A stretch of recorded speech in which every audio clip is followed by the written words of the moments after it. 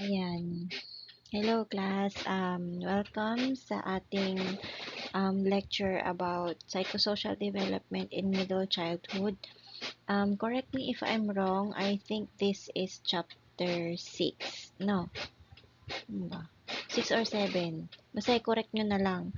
Kasi dito sa may study mats nyo, chapter 9 yung nakalagay. Ano ba yan? Okay, so let's proceed. So when we say psychosocial development, uh, as per our earlier na discussion noong prelim period, ito yung interaction between yung internal psychological needs natin and social environmental experiences.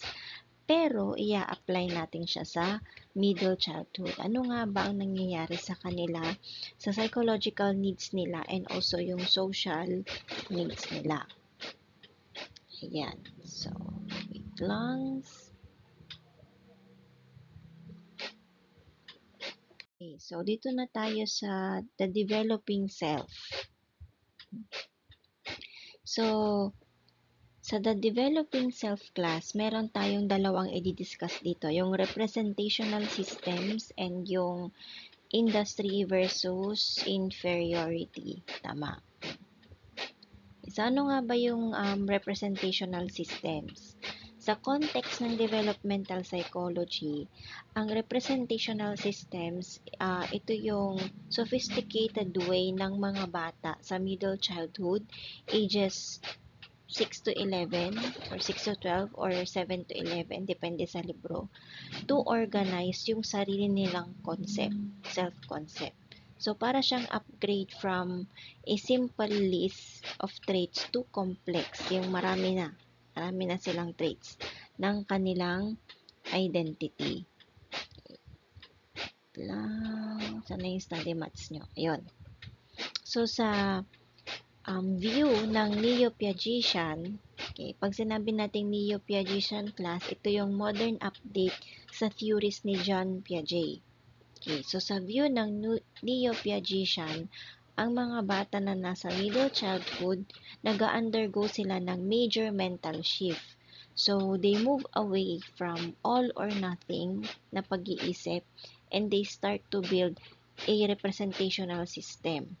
So, isipin nyo siya para siyang internal filing system na kung saan ino-organize nila yung iba't ibang parts ng kung sino sila. Okay, so, meron siyang 3 pillars. Una yung breath. So, now, yan. So, yung unang pillar is yung bata. As you can see on the slide, no, the child recognizes they have many different selves. Hindi lang sila basta-bastang student, hindi lang sila student, isa din silang kaibigan, isa silang manlalaro, kapatid, anak, yan. Ano pa ba? A gamer, or and so on and so forth simultaneously. Okay, nare-recognize na niya. Hindi kagaya dati nung earlier years niya. Aware tayo mas pinapractice nila ang egocentrism. Puro lang sarili nila. Pero ngayon, alam na nila na meron silang iba't ibang version ng mga sarili nila. Okay, next we have yung balance. They move away from I am the best to I'm good at math. So, parang medyo nag-downgrade siya, no? Pero, nag-struggle ako sa spelling. Parang ganon. They start to realize na hindi ako perfect na bata. Meron akong flaws. Yan. So, nahuhold na nila yung positive and negative traits at the same time. May mga realizations na sila. Okay, so third pillar is integration. So, they connect yung different parts into one cohesive identity. Imbis na sabihin nila na good at soccer or bad sila sa arts, they see them as parts of who they are as a person. Pwedeng magaling ako sa basketball, pero hindi ako magaling kumanta. Mga ganon. Integration, na pagmimix na nila. Hindi ako magaling sa lahat. Kasi ganun yung egocentrism. Magaling ako sa ganito, magaling ako sa ganyan. Puro sarili lang niya. Pero ngayon, alam na niya yung saan siya magaling at saan siya hindi magaling. Okay? Next is yung ating industry versus inferiority. So, dito, ito yung fourth stage sa stage ni Erik Erikson. So, ang industry versus inferiority, ito yung transition from playing to doing. Ito yung stage na kung saan nakikita ng bata yung self-worth niya, na nag-shift from being loved simply to being valued sa kung ano ang kaya nilang ma-achieve. Okay? Tingnan ko yung study mats nyo.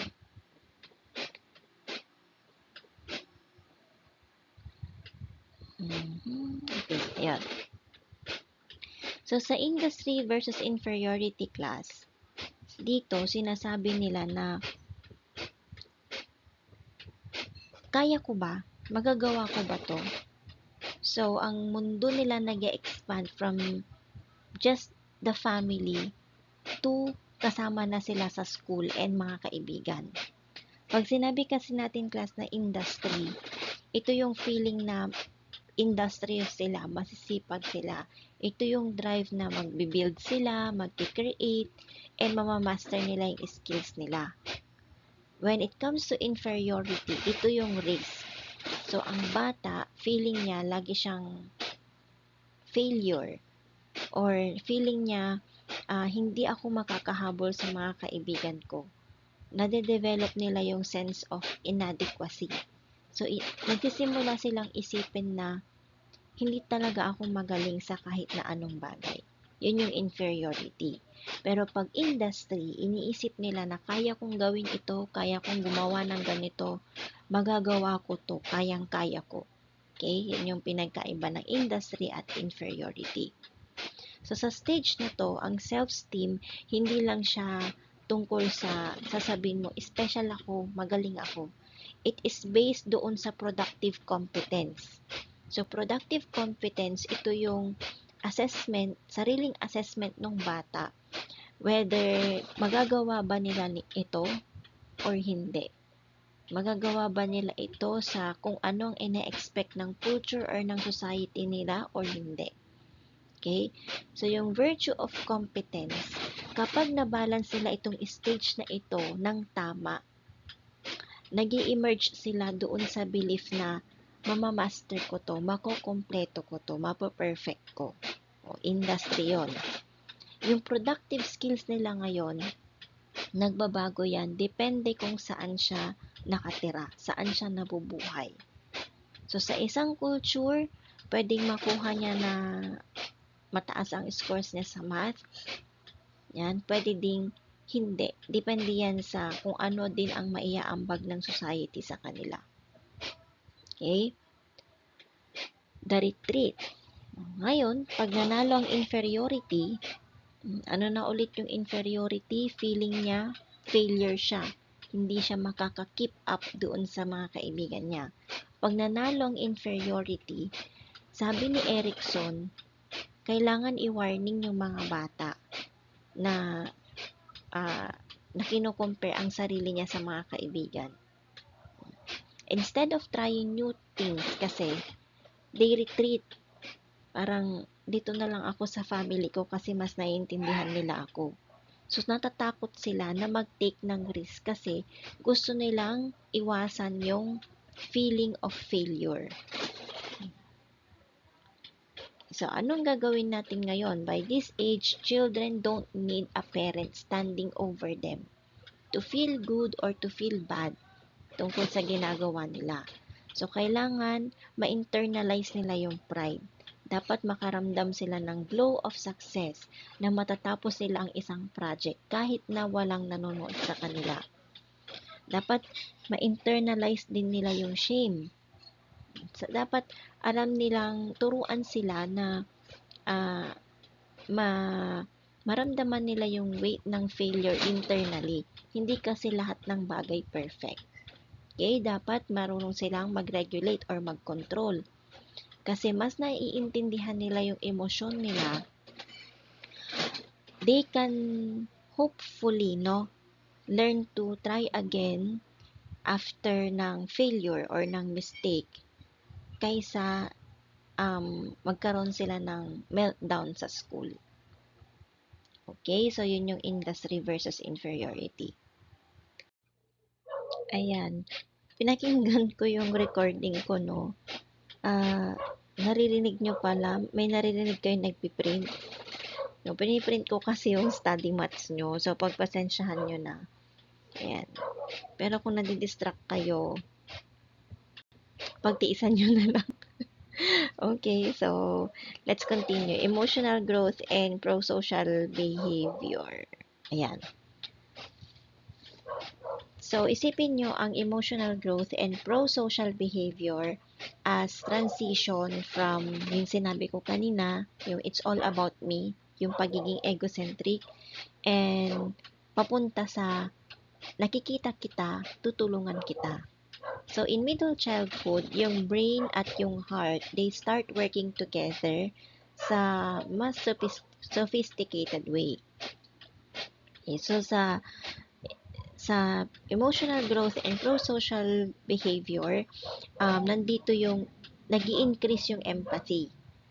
So, as children's cognitive skills grow, pati din yung ability nila na mag-step into someone else's shoes nag-i-improve. So, yung empathy nila na feel na nila ngayon kung ano yung nararamdaman ng isang tao. For example, yung kausap niya sad, nagiging sad din siya. Meron siyang empathy. Okay? Sa pro-social behavior naman, they take action to help others na wala silang ine-expect na reward. Kunyari, mag-share ng food, ganyan, or comforting yung friend nilang sad, mga ganon. Wala silang ine-expect na reward in return. Ang gusto nila, tumulong. So, according to research, no, yung mga 7 to 12 years old, yung empathy nila, yung empathy circuit sa brain nila, nagla-light up yan kapag nakita nila na yung isang tao is in pain. Nagiging maawain sila, in short. So, yung brain ng mga nasa middle childhood, literally wired para mapansin and mag-react sa suffering ng ibang tao. Emotional regulation. Sa stage na to, ang mga bata nakaka-develop sila ng effortful control. So, ito yung, yan, nasa slide, effortful control. So, ito yung ability na voluntarily isuppress yung dominant response. Kagaya ng screaming when angry. No, sisigaw siya pag galit. Yun yung dominant response. Papunta sa mas adaptive na sila. Like for example, pag galit, hinga lang sila ng malalim. Kumbaga, meron na silang control doon sa nararamdaman nila. Okay? So, the role of parents here is to, ang tawag nito, maging emotional mirror sila. Kapag in-acknowledge ng parents yung negative emotions nila, ang mga bata, they learn na ang feelings nila ay manageable at temporary. Pero, kapag puro punishment, like for example, tumigil ka na umiyak. Pag hindi ka tumigil umiyak, papaluhodin kita sa balatong. Mga ganon. Or, wag ka nang magalit. Pag nagalit ka, doon ka matulog sa labas. Mga ganyan, may mga punishment. Yung mga bata kasi pag ganun, no, matututunan nilang itago or isuppress yung emotions nila kaysa i-regulate. So, dahil doon, natitigil yung emotional growth. So, kapag naging parents kayo, class, wag kayong very authoritative na parent. Pag sinabi kong wag kang umiyak, wag kang iiyak. Walang ganun. Itulungan niyo yung mga anak ninyo soon na i-regulate, i-control yung emotions nila. For example, bakit ka ba umiiyak? Ano ba ang problema? Hayaan nyo sila na i-express nila and then tulungan nyo sila. Ganon. Ano yun? Okay. Next, we have the child in the family. Okay, so, ang bata, no, ang families, sila yung foundation. Pero minsan, may mga parents and children na nag-interact na, ito parang partnership rather than dictatorship. Parang kunwari, sinabi ko kanina, tanungin nyo kung bakit umiiyak yung bata. Partnership yon. Partnership yon, hindi siya dictatorship. Kasi pag dictatorship, parang inaano mo siya eh. Ang tawag nito, dinidikta mo lahat ng dapat niyang gawin, which is hindi naman dapat.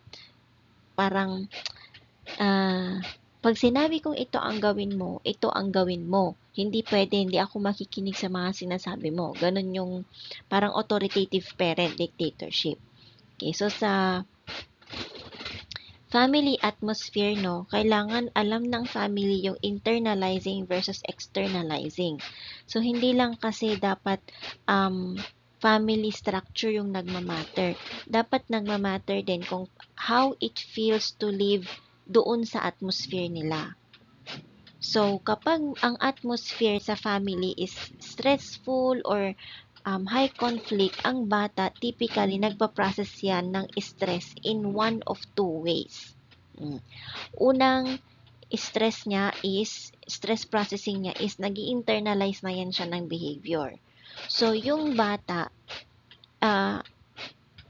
ini-inward niya or dinidibdib niya yung problema. So, yung batang nag-internalize ng behavior, they become anxious, withdrawn, ayaw nila nakikipag-socialize or depressed. Ito yung quiet sufferer. May kilala akong ganito. Kasi nga, yung nanay is masyadong strict, authoritarian siya. Yung bata ngayon, ayaw niyang makisalamuha sa family. Ayaw niya na, hindi siya close sa parents niya. Nagkaroon siya ng internalizing behaviors. Another way of processing the stress is externalizing, palabas naman. So, nagiging aggressive sila, nagiging defiant, nagiging hostile. So, actor out. So, dalawang klase yun. So, you watch out class kapag nagkaanak kayo. I think ako dito sa may internalizing kasi hindi ako masyadong madaldal. Yan. So, co-regulation. Yung impact ng parents, sa work and poverty. Myth kasi na ang nanay daw is nananakit ng anak. So, kailangan maturo ko sa inyo yung family stress model. Okay, so sa co-regulation ay parental employment muna tayo. Mamaya na yung co-regulation. So sa maternal employment, what matters most is yung job satisfaction ng nanay and yung quality of care na nare-receive ng bata. So kung ang nanay, happy working mother siya na nagpo-provide ng stable monitoring sa anak niya, is better sa bata kaysa sa stress, unhappy parent at home. So, syempre, kunyari ako. Sige, minsan kasi ganito ako eh. Kung okay ako sa work, syempre, hindi ako irritable. Ngayon, kung stress ako sa trabaho, irritable ako sa bahay. Ganun lang yun. For example, nai-stress ako sa mga estudyante ko na puro na lang special quiz. Hindi ako binibigyan ng sapat na reason kung bakit puro na lang special quiz, special exam, laging nalilate, ganyan. So ako, isa pa kasi yun na tatrabahuin ko class, no? Na kulang yung data na i-encode ko sa grades nila, mga ganyan. So, pag uwi ko, isa pa yung naiisipin ko. Ayun, pagkakausapin ako ng nanay ko, naiirita ako. Parang lagi ko sinasabi sa mama ko na, ayoko na ng stress. Stress na nga ako sa school, stress pa ako sa bahay. Pero kapag okay ako, good mood, mababait ang mga estudyante ko sa araw na yon, okay din akong kausap sa bahay. Hindi naman ako nagagalit sa mga anak ko eh. Ano lang, tamang, ano ba yan? Ganon, konting react lang. Hindi ako namamalo. Ganon. Very mabait ata akong mommy. Yan. So, ganon siya. Kapag stress ang nanay sa trabaho, nabubunton niya possible sa anak. Another factor is poverty. Poverty kasi hindi lang yan lack of money. Nakakasakit siya kasi nagkakaroon ng parental stress. Totoo to, class. Totoo to. Lalo na kapag as in kulang talaga, grabe ang stress na binibigay ng poverty.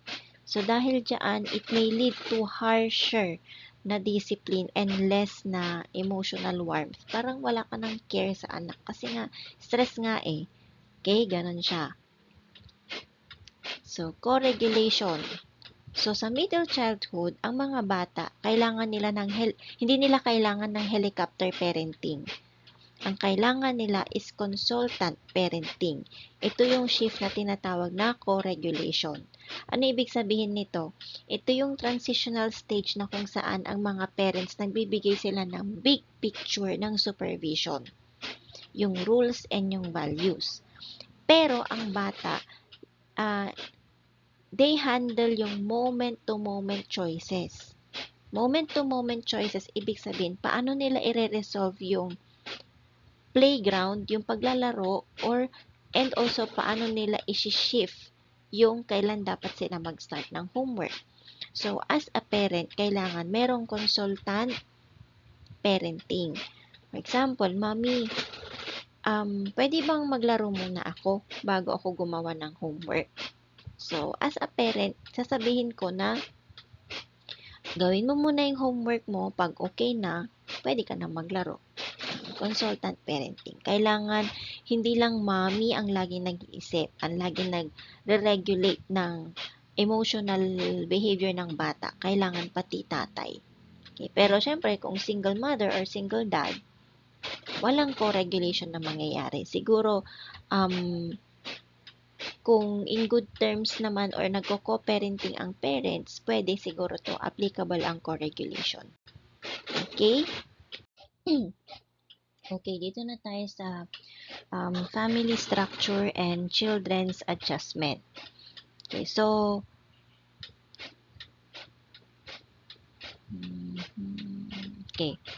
traditional families, no, dito, meron kasi tayong tinitignan na bigger picture. So, sa bigger picture na yan, ipagko-compare natin ang structure versus atmosphere. Ang traditional family kasi, hindi siya nag-guarantee ng healthy development kung toxic ang family. Traditional is kompleto ang pamilya, may nanay, may tatay, hindi hiwalay, ganyan. Pero kapag non-traditional structure, regardless kung single parent yan, LGBTQ plus ang family, and etc., or foster parents man yan, as long as yung atmosphere is stable and loving, mas malaki ang impact niyan sa growth ng bata. Okay, tandaan, kahit na buo ang pamilya pero toxic naman, hindi mag-grow ang bata. Ganun lang yon. Okay, sa divorce factors naman, divorce is a major transition, or hindi lang yan divorce, separation ng parents ang pinag-uusapan kasi hindi pa naman approve ang divorce sa Pilipinas. Pero hindi yan death sentence sa development ng bata. So, according to research, ang mga bata, mas mabilis silang mag-adjust over time. And of course, kailangan ipaintindi sa bata na ganito yung naging desisyon ng parents na maghiwalay, ganyan. Of course, pag-uusapan yung conflict levels, ganyan. Kailangan ipaintindi na hindi na kami Hindi na kami nagsuswak ng daddy, parang mga ganyan. And when it comes to custody and cooperation, joint legal custody is common. Joint physical custody, it is sharing time. Sharing yung time sa parents, ay sa anak. It is parang co-parenting. So, it only works best kung ang parents can cooperate without the child being caught in the crossfire. Ibig sabihin, may cooperation may cooperation ang both parents na hindi nalalagay sa alanganin yung bata. Okay? Also, you have to choose yung quality over quantity. Yan. So, mas maganda siguro na kung kunwari, hiwalay ang parents, no? Parang 1 week kay mommy, 1 week kay daddy, ganon. Seeing the child every day is less important. Hindi siya ganon ka-important. Nakita mo nga, pero hindi mo naman nabibigay yung quality time talaga to bond with the anak. And also, ibigay yung support na kailangan niya. Wala rin. Diba? Okay, next is, yun, explain ko na to ng traditional families. So, sa non-traditional families, dagdagan ko lang, no? Meron kasi tayong diverse family landscape. So, ito yung single-parent homes wherein ang bata, nagkakaroon siya ng high risk sa academic and behavioral issues kasi, ang tawag nito, hindi kompleto yung family niya or hiwalay ang parents. Pero, ang pinaka-isa talagang factor ng growth ng bata is yung socioeconomic status or yung poverty.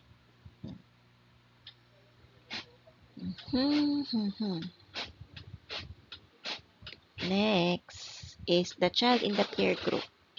Okay, so the child in the peer group. So ang peer group, ito yung unang society ng bata, ng anak. Yan, ng mga nasa middle childhood. Hindi siya hindi siya yung fraternity, iba 'yon. So, yung first society nila, dito nila natututunan yung mga unspoken rules of the world outside the family's front door, outside sa bahay. So, dito nila na-explore na, may ganun pala. Kasi wala to sa bahay namin, parang mga ganon. So, bakit kaya ang peers ay mas importante, no? Sa age na to. In middle childhood, yung center of gravity nila, nagsishift yan. Though yung parents, sila pa rin yung safety net, pero yung peer group, sila yung primary stage na ipapractice nila yung life skills nila. So, generally, naniniwala sila na kapag kasama ko yung mga friends ko, we flock together. Yan. Pinipili ng mga batang ito yung friends nila similar sa edad nila, sa sex nila, and sa background. So, ang benefit ng mga batang nakiki-socialize sa mga kaibigan is yung social skills nila. Natututunan nilang mag-negotiate, natututunan nilang mag-lead, and also follow. Nagbibigay din sila ng sense of belongingness and tinutulungan nila yung sarili nila na i-define yung gender identity nila and yung self-concept na away sa parents nila. Hindi sila nakikita ng parents nila. Kaya lang, ang risk nito is, ang same group na nagbibigay ng parehas na support can also demand conformity. Conformity, ibig sabihin na pag sinuot ko to, suotin mo din yan. Kasi nga, di ba, magkaibigan. Dapat yung jowa mo, kung gwapo yung jowa ko, gwapo din ang jowa mo. Conformity. And nagbe-breed yan ng prejudice against doon sa outside group mo. Ma'am, ano yung prejudice? So, prejudice, ito yung negative judgment or opinion sa isang individual. Mapa-experience man yan, without knowledge, without reason or experience. Yan ang prejudice. Okay. Moving forward. Social development. Wait lang. Friendship, popularity.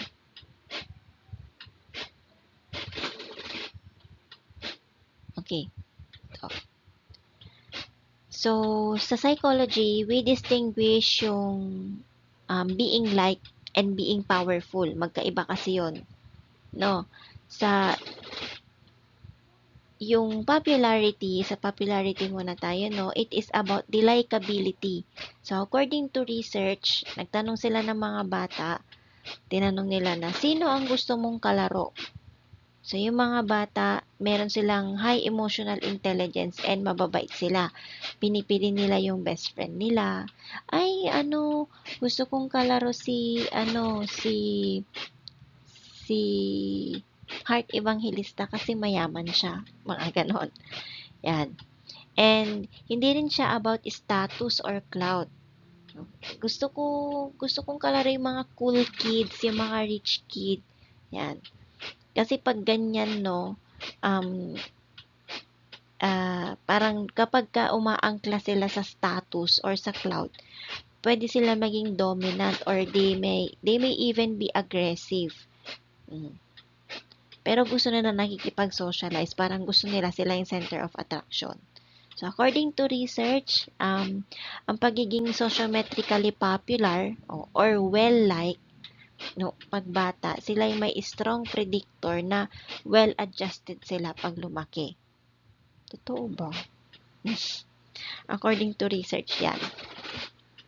Okay, so roots of popularity. So, saan nga ba nanggagaling ang popularity? So, madalas ang popularity, ito yung reflection ng buhay sa bahay and culture. Kasi merong family influence. Yung mga batang may authoritative parents, medyo strict sila pero warm.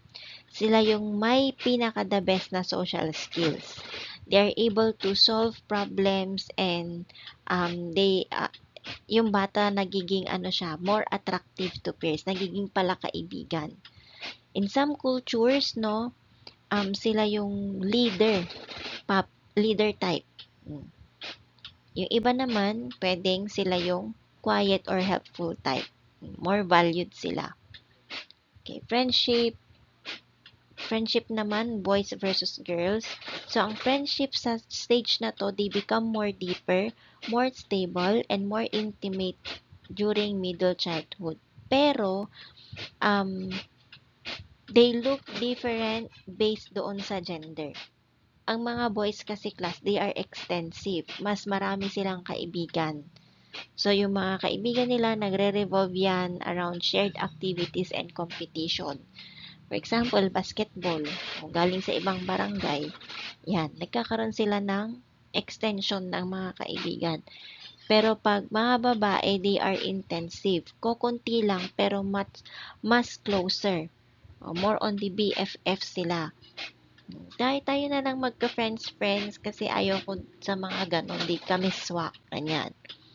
So, yung friendship nila, nagre-revolve sila sa self-disclosure and emotional support. Yan. Alam niyo naman pag babae, sila lang, hindi sila masyadong nakiki-socialize. Though may socialization, kaya lang limited. Okay? Okay, so dito na tayo sa aggression. Imagine aggression and bullying as a shift in intent. So, habang tumatanda ang mga bata, they stop hitting just to get a toy. Pero they start to react kung ano ang napaperceive ng ibang tao sa pagtatrato sa kanila. Okay? So, we have two types of aggression. Si instrumental at si hostile. So, when we say instrumental, ito yung proactive aggression. So, ang goal niyan is to get something. Kailangan meron akong makuha. Either laruan man yan, upuan, or pagkain. So, itong mga instrumental or proactive aggressive children, they are cold and deliberate. Hindi lang kasi siya tungkol sa galit lang. Yung galit kasi ginagamit nila yan to as a tool para ma-reach yung end. Okay? Sa social learning naman nila, itong mga batang ito, ginagawa nila kasi gumagana siya. Kung ang bata natutunan niya na pag nag-threat, makukuha nila yung gusto nila, itutuloy nila yung behavior. Okay, nag-expect sila ng rewards dyan sa pagiging aggressive nila. Another type of aggression is hostile, or ito yung reactive naman, reactive aggression. Ang goal nila is makasakit sila or makaganti sila doon sa taong nanakit sa kanila. So, ito yung mga mainitin ng ulo, palaging galit, ganyan. Pero, itong pagiging mainitin ng ulo nila at laging galit, defense mechanism nila, which is triggered by perceived threat. Wait lang, asan na yung susunod na slide? Ayan. So, sa bullying and victimization, it is best to define bullying na hindi lang siya pagiging mean, pero ito yung specific imbalance ng power nila. So, when we say bullying, according to the slide, aggression that is deliberately and persistently directed against vulnerable targets. Vulnerable targets, ibig sabihin ito yung mga hindi nagre-react kahit na sinasaktan na. Wow! Ang sakit nun, te. Okay, so, para masabi na bullying ang isang act, in a clinical or psychological sense, kailangan ma-meet niya yung tatlong criteria. Una is, meron siyang intention, merong repetition, at merong power imbalance. So, sa intentionality, yung aggression niya is deliberate. Hindi siya accident. And inuulit-ulit na niyang gawin. Persistent and happens over time. Parang bang masaya na siya na nambubuli siya. Ganon. And yung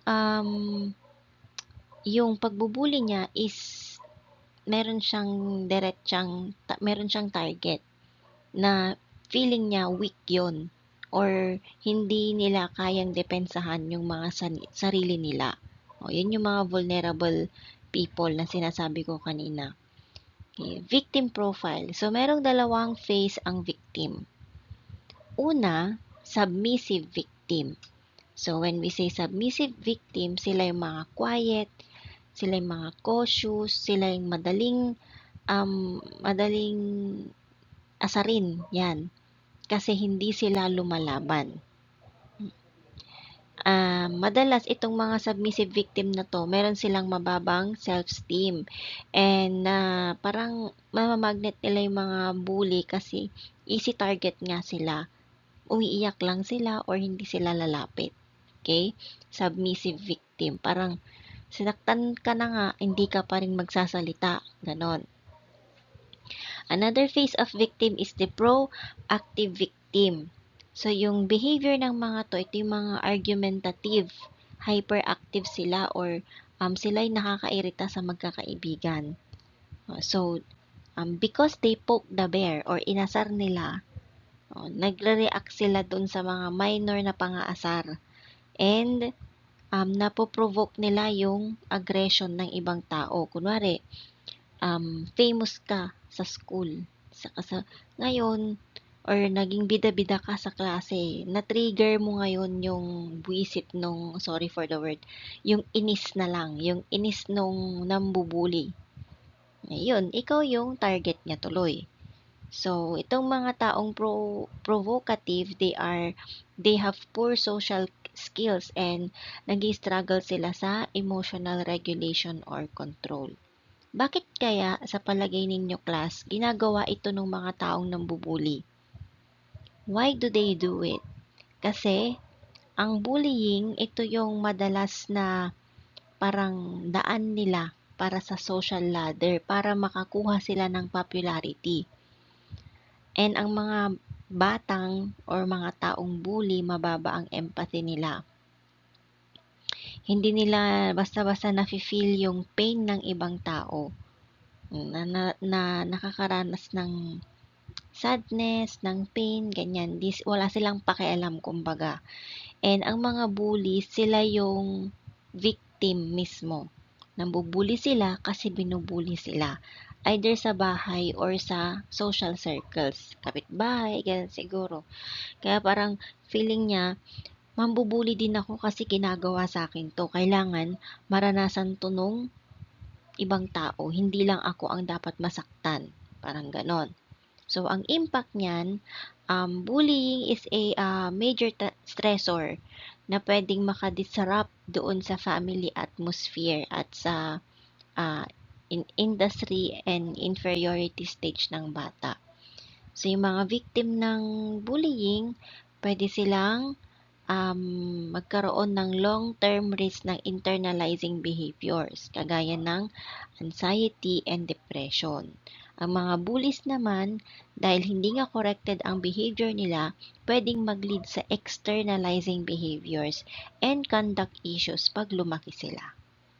Okay? Sana hindi kayo bully, no? Okay, next. Ayan. Common emotional and behavioral disorders. O, papasok ulit tayo sa abnormal psychology. Wait lang. Tingnan ko yung study mats nyo kung magpiprint ba. Okay. So, tawag nito, sa middle childhood, meron din silang kinakaharap na mental health issues. Yan, specifically talking about emotional and behavioral health.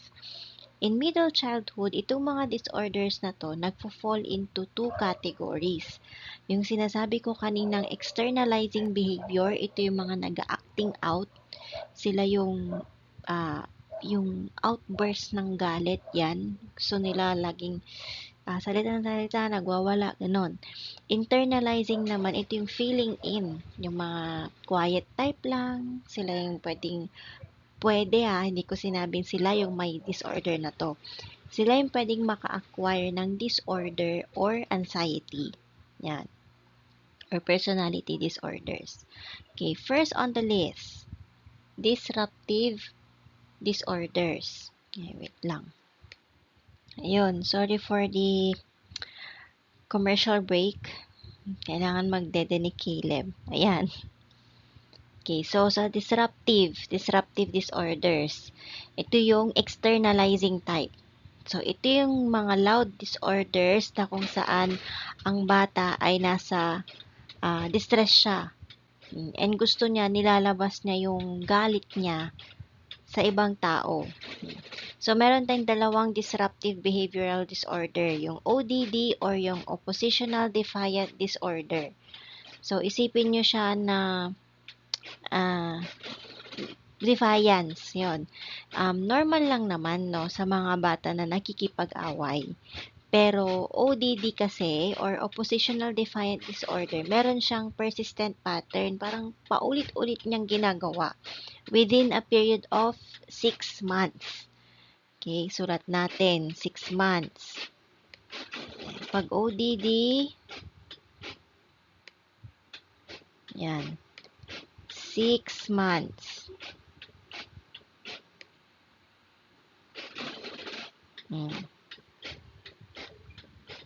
Paulit-ulit niyang ginagawa within a period of 6 months yung hostility, na kung saan nawawala yung temper niya, yung bang galit siya, and ayaw niyang sumunod sa utos.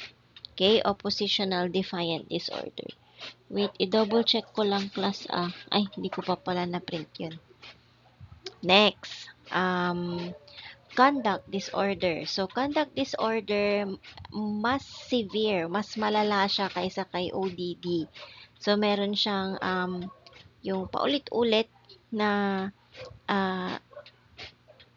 tawag nito, sinusuway niya yung major social boundaries. So, Kagaya yan, kasama dyan yung aggressive acts, nakikipag-away, nambubuli, ganyan, naninira siya ng gamit, nagnanakaw pa sila minsan. Okay? Ang ginagawa nila pag naninira ng gamit, sinusunog nila. Usually, sinusunog nila. Or, ano ba yun? Ibarsak sa Ilocano yung sirain yung ibabagsak niya yung mga gamit. Yun. Property damage ang conduct disorder.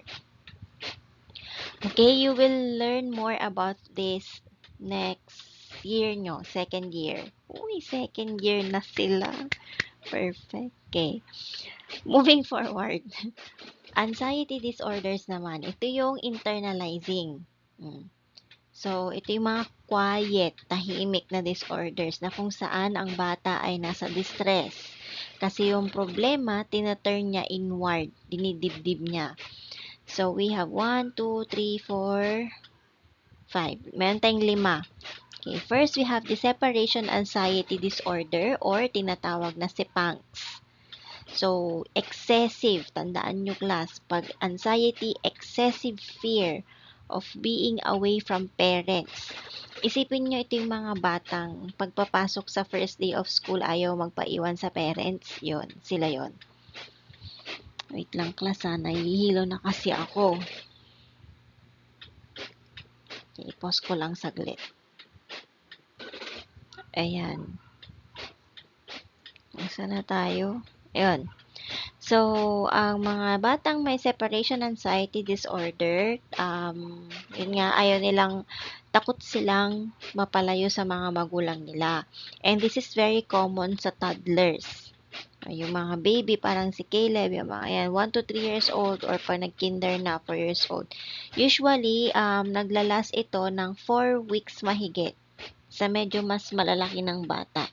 And kapag nangyari yon, nagiging clinical concern siya. For example, grade 1 na. O hindi pa rin, ayaw pa rin niya nawawalay sa magulang. O meron possible na meron ng psychological clinical concern yan. Next, school phobia. School phobia naman is meron siyang unrealistic fear na pumasok sa school.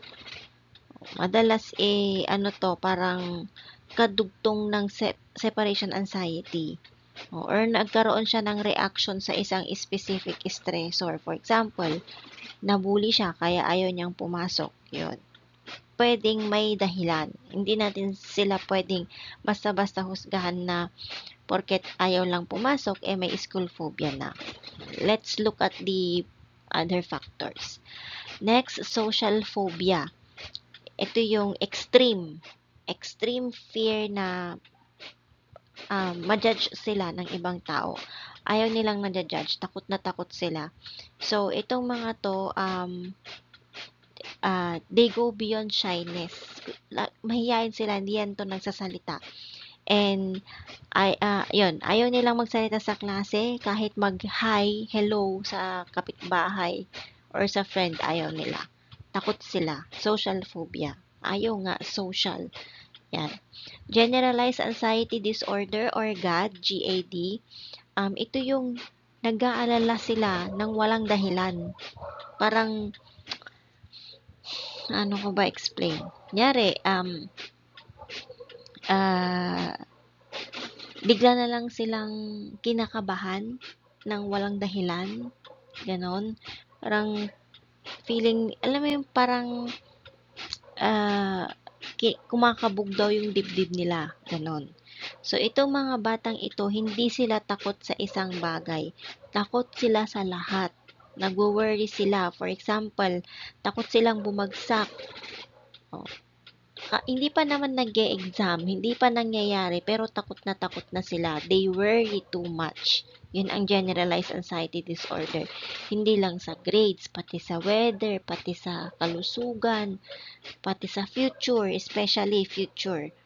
Minsan, actually may kilala akong ganito, may generalized anxiety disorder siya, and clinically diagnosed siya. Alam mo yung papasok pa lang siya, ayaw niya nang tumuloy kasi daw baka masagasaan siya, baka daw ma-hold up siya, yan. Yung future naman ang iniisip niya, nagwo-worry siya. Next, we have obsessive compulsive disorder or OCD. Ang OCD class, it is driven by intrusive thoughts. Intrusive thoughts niya, yun yung obsessions niya, na pwedeng mag-lead into repetitive actions like compulsions naman yun.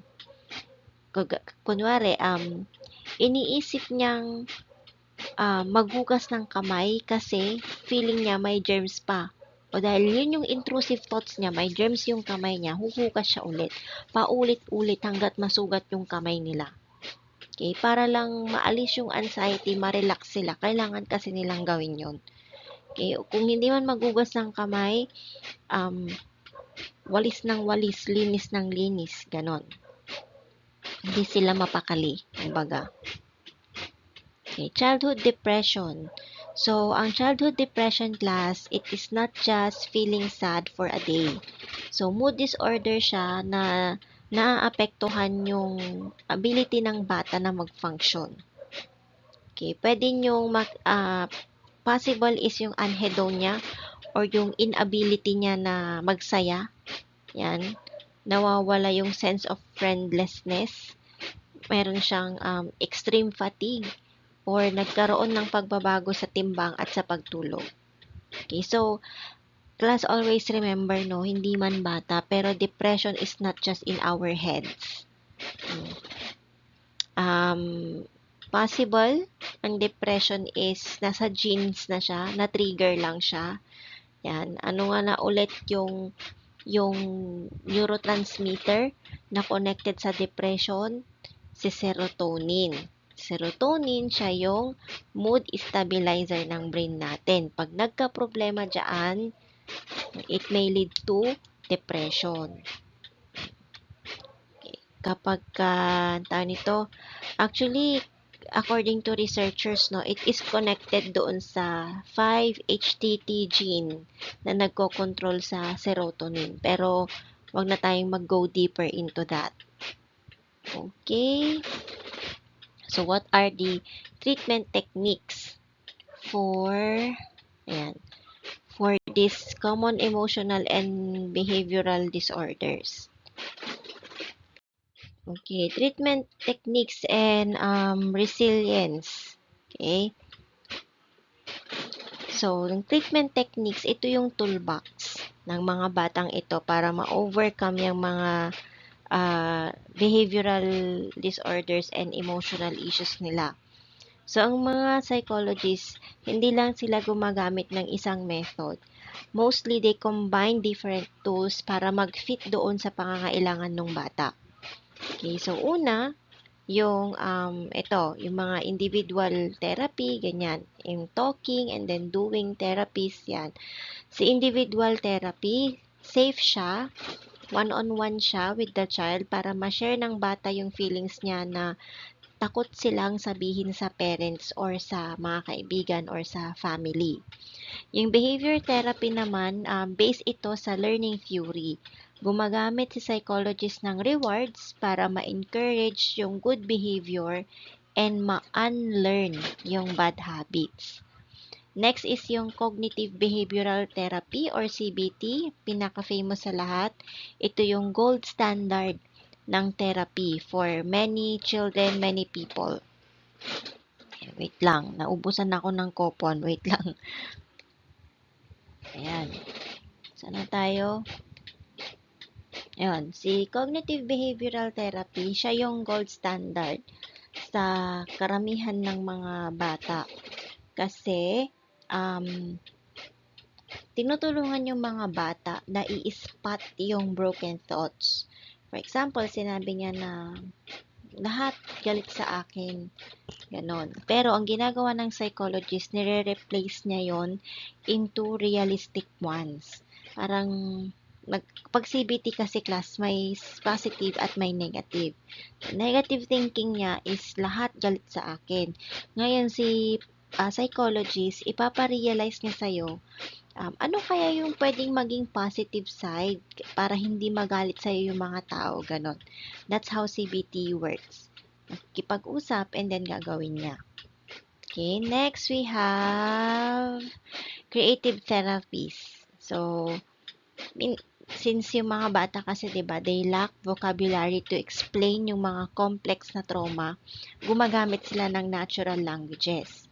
So, we have here yung play therapy na kung saan ang mga bata, they play with dolls or toys habang nag-o-observe si psychologist or si therapist. Ngayon, makikita doon ni psychologist kung paano niya i-treat yung mga toys niya. For example, yung doll, okay, this is mommy. Mommy is punching me. Parang mga ganyan. So, doon, iti-take note yun ng psychologist na, ganito pala. Siguro ito yung nangyayari sa bahay nila. Yan, play therapy ang tawag doon. Pwede ring art therapy, ito drawing niya. Commonly, projective test itong mga to. Drawing yung bata, tapos isasabihin niya lahat. Makikita dun sa drawing lahat nung pinagdadaanan niya. Meron yung nakakulong, ganyan. Meron yung nasa dark room daw siya. Meron siyang friend na kasama. O yung mga pretend na friend. Ano na yun? Imaginative. Ano? Basta yun yung imagination friends. Mga ganyan. Ni-drawing niya yung ano niya, yung emotions niya para ma-express niya yung heavy emotions niya na hindi niya masabi into words. Okay, art therapy. Family therapy naman, family, buong pamilya na to, na kung saan yung bata, hindi siya yung broken part, but siya yung member ng isang system. So, kapag ang family, nag-iba yung paano sila nag-interact dun sa bata, pwedeng magbago or pwedeng ma-improve yung behavior ng bata. Drug therapy naman, gumagamit ng medicine para mabalance yung brain chemicals or yung mga neurotransmitters like serotonin, dopamine, yung mga yan. So, usually, ito yung isa sa effective kapag i-prepare sa talk therapy. Okay? Okay, the bouncing factor. The bouncing back factor. Resiliency. Pag sinabi kasi nating resilience class, after failure, you are able to bounce back. Bangon ka ulit. Yun, the ability to go back stronger. Version 2.0. Charing. So, why do you think, class, children experience trauma? Kunyari, may dalawang bata. Yung isa nakaka-experience ng trauma, yung isa pareha sila naka-experience ng trauma pero yung isa na overcome niya. Possible, yung isang bata, meron siyang malakas ang resiliency niya. So, ano yung resilient child? So, resilience, hindi yan siya superpower ha. Ito yung ability na mag-function ka well despite of the stressful or traumatic events or adversity. So, merong mga shields yan para maprotektahan yung bata. Una is yung personality or temperament. Ang mga bata, they are born naturally easygoing, smart, independent, para ma-handle nila yung stress. Also, meron silang fewer stressors. For example, walang masyadong pagkain, or feeling nila nasasaktan sila sa bahay. Yung mga ganon, it helps them focus on emotional recovery. Parang, yung mga batang may mataas na resiliency. Wala akong makain. Ayoko na ng ganitong buhay. Kailangan kailangan meron akong magawang mas better. Actually, ito yung tinatakbo sa isip ko nung nasa high school ako. Kasi, tama ba? Ay, college na pala. First year college. Kasi nga, 'di ba? Sige, share ko na lang. Ang family ko, broken family kami. Share ko lang para ma-relate natin siya dito, itong mga stressors na to. So, my parents, hiwalay sila. And I am not close to my parents. And I am the eldest. Panganay ako sa magkakapatid. At maaga akong namulat sa kahirapan. Ganon. So, when I graduated high school, nag-apply na ako agad sa Jollibee. I remember I was 16 years old and hindi pa ako pinapayagan kasi minor nga ako. Then, nagkaroon ng parent consent at tanggap ako and then I working student ako, nursing ako back then sa UCU. At unfortunately, doon ko nakuha yung sakit ko na anemia. So, lagi akong puyat. Yan. Lagi akong pagod, na-develop po yung sakit na anemia. And, ayun, si mama ko nasa abroad siya, kaya lang hindi sapat sa aming magkakapatid yung pinapadala niya noon. And my father, meron siyang ginawa na, basta yun na yun, hindi ko nasasabihin kung ano yun. Basta meron siyang nangabilang ilog. Yun na, alam nyo na kung ano yun. So, hindi na kami yung focus niya. Ako, as panganay ngayon, ay volunteered na stop muna ako sa pag-aaral. Tutulong na lang ako sa finances. So, basically, ako ang naging parents ng mga kapatid ko.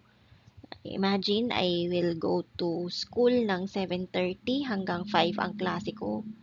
Then, may pasok ako sa Jollibee ng 6 to 12. Tapos, syempre, pag Jollibee, hindi lang naman, hindi ka pwedeng umuwi ng 12 kasi maglilinis ka pa. So, mga 1 or 1:30, tsaka ako makakauwi. Tapos, minsan, magre-review ako. Minsan, hindi na ako magre-review kasi super pagod ako, ganyan. Ayun, parang na-realize ko noon, nung time na umabot kami sa point na nag-Christmas kami, kape at kanin lang. Yun, sinabaw ko namin yung kape.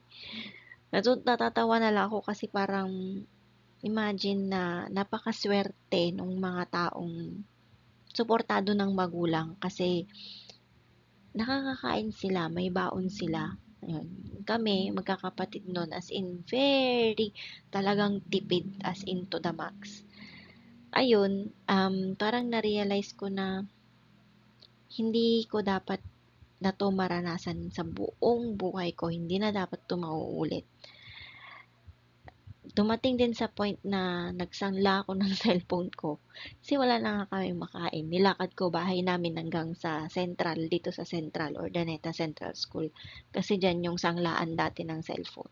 Yan, sabi ko sa isip ko na, hindi na to mangyayari. Hindi na talaga. Tama na. So, nung nagkaroon ako ng chance to study again, pinaaral ko yung sarili ko, ayun, medyo okay naman. Nakagraduate na ako, nakapasa ako ng board exam, and the history, blah, blah, blah. Okay, so ito yon. Ibig sabihin, malakas ang resiliency ko despite of ilang beses akong natumba-tumba, daming problemang kinakaharap. Strong pa rin tayo. Dapat ganun kayo, strong. Okay, so moving forward, compensating experiences. Kung ang buhay sa bahay ay hindi maganda, kailangan meron palaging supportive teacher na pwedeng sumalo or tumulong doon sa stress ng bata na maalis para bigyan siya ng sense of industry and belongingness. Kasi 'di ba nga ang teacher ang second parent. So dapat ganon. Okay. So dali lang. Tingnan lang natin ng mabuti. Ayan. So that ends our discussion for psychosocial development in middle childhood. Napakwento ko patuloy yung 1/32 na parte ng buhay ko. Ayan. Para lang ma-connect natin siya dito sa resiliency. Okay, so I will see you on Monday. Tingnan natin kung magle-lecture tayo kasi sunod-sunod na ang quiz ninyo sa akin. Okay, so I will see you class. Mag-review. I-release ko ang study mats ninyo on Monday. Goodbye!